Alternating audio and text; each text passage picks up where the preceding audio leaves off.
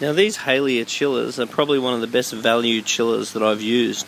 I've used some of the supposed top brands, and I've found the return rate on a lot of those units to be terrible considering the money that you're paying for them.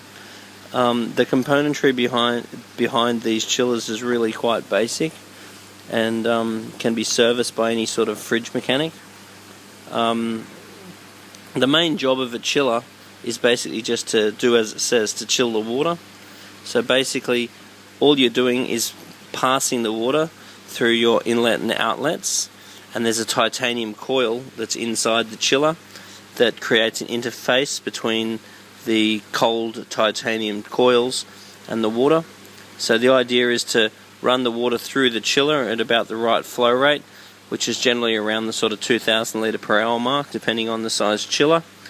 And then you set the chiller for what temperature you want the chiller to kick in at, and depending on how big the chiller is as opposed to how big your tank is, it will depend how long it takes to work to actually achieve that. So if you have a very small chiller on a big tank, the chiller will pretty much run all the time, therefore will cost more to run. On the other hand, if you have a appropriately sized chiller, then it'll bring the temperature down quicker, therefore being the chiller will not need to work as often, so being more economical. So a chiller will cost about as much as a small sort of fridge to run, and will be about as noisy as a small fridge, so they're not noisy at all.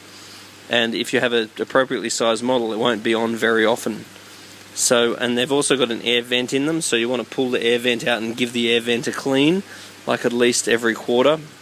And it's important to set the chiller a couple of degrees below what the heater's set for.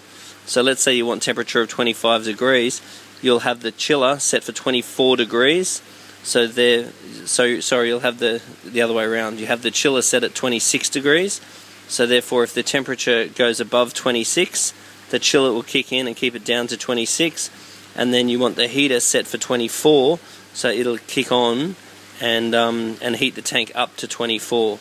So you have the chiller set 2 degrees higher than the heater to make sure they're not working against each other. If you have them too closely set, it is possible for the heater to come on and start fighting with the chiller, which is obviously going to be not a good idea. And it's also very important to know where the chiller vents. So this one vents out the front, so it's really important to make sure there's plenty of room, because they do air cool the devices inside. So what you don't want to do is have these chillers inside cabinets where they can't vent their air. It's really better if the chiller can sit next to the tank. They do look pretty cool with their own little LED screen and so forth. So I don't think they look bad sitting next to the aquarium. So ensuring they have very good ventilation is extremely important. And if you are going to run a coral reef aquarium or any sensitive, expensive animals, it's really easy to justify getting a chiller.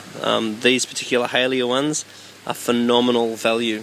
So I think that for the money that you're paying for these ones and how little we ever have a problem with them, I couldn't recommend these high enough.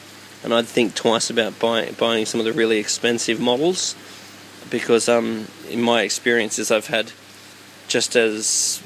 probably had worse recall on the better ones than I have on these ones.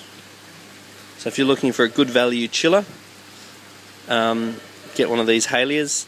And if you are serious about having a reef aquarium, I would absolutely and totally get a chiller.